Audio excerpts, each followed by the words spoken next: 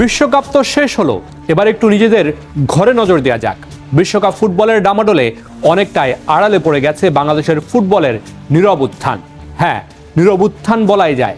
Morocco কিংবা ফ্রান্সের মতো দলকে দেখে অনুপ্রাণিত হওয়া বাংলাদেশ বেশ আট ঘাট বেঁধে নেমেছে অরিজিন ফুটবলারদের লাল সবুজের জার্সিতে খেলাতে। নভেম্বরে দেশের মাটিতে হবে সাফ, তার আগে এএফসি অনূর্ধ্ব 20 এশিয়ান কাপের বাছাই পর্ব খেলতে যাবে বাংলাদেশের যুবারা। আজকের আলোচনা তাদের নিয়েই। কিছুদিন আগেই 40 জনের প্রাথমিক দল ঘোষণা করেছে বাফুফে। সেখানে ডাক পেয়েছেন এক ঝাঁক origin footballer. Zidane Yusuf, Adam Abbas, মাহে খান, এহসান মালিক, ইব্রাহিম নওয়াজদের মতো অরিজিন ফুটবলাররা ডাক পেয়েছেন এই দলে। যশোরে কোচ জেরার্ড জোন্সের অধীনে চলছে লম্বা সময়ের ক্যাম্প। অ্যাডাম আব্বাস এখনো ক্যাম্পে যোগ না দিলেও যোগ দিয়েছেন মাহে খান, জিদান ইউসুফ, ইব্রাহিম নওয়াজদের মতো যুবারা। এই তরুণদের নিয়ে আপনি বেশ আশাবাদী হতেই পারেন, কারণ স্ব জায়গায় এই অরিজিন ফুটবলাররা নিজেদের প্রমাণ করেছেন। আশা দেখাচ্ছেন যুবা দল থেকে সিনিয়র টিমে জায়গা করে নিতে। চলুন ফুটবলার ধরে ধরে আলোচনা করা যাক। মোহাম্মদ মাহে খান খুব একটা আলোচনায় না থাকলেও হতে পারেন বাংলাদেশের গোলের ক্ষুধা মেটানোর মেশিন।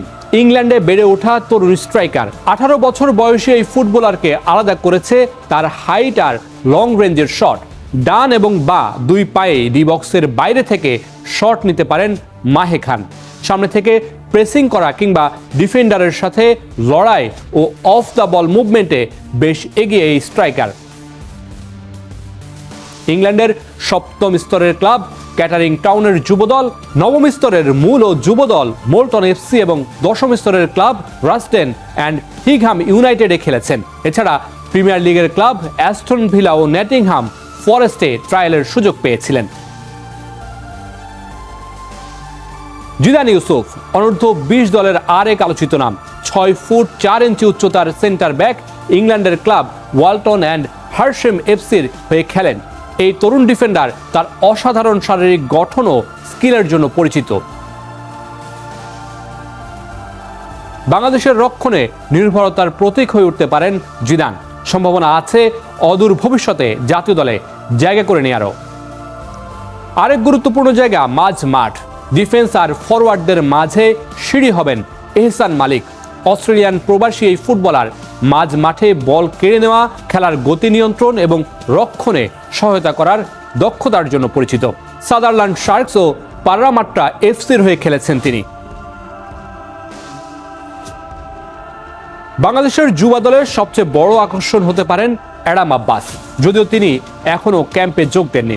রাইট উইংয়ে খেলা অ্যাডাম বেড়ে উঠেছেন ইংল্যান্ডে। দ্রুত গতি, ড্রিবলিং এবং ওয়ান-অন-ওয়ান পরিস্থিতিতে প্রতিপক্ষকে কাটিয়ে ওঠার দক্ষতার জন্য বেশ পরিচিত অ্যাডাম। যশোরের নাজমুল হুদা ফুটবল একাডেমিতে জেরার্ড জোন্সের অধীনে ক্যাম্প করছেন প্রায় 40 ফুটবলার। সেখান থেকে বেছে নেওয়া হবে এএফসি অনূর্ধ্ব 20 এশিয়ান কাপ বাছাই পর্বের দল। বাংলাদেশের গ্রুপে আছে স্বাগতিক উজবেকিস্তান, ভারত ও সিরিয়া। বয়সভিত্তিক সাফ জয়ের পর এবার এএফসিতে নজর বাংলাদেশের, আর সেজন্যই যুবা ফুটবলে অরিজিনদের উপর বিশেষ নজর বাংলাদেশ ফুটবল ফেডারেশনের। মামুনুর রশিদ।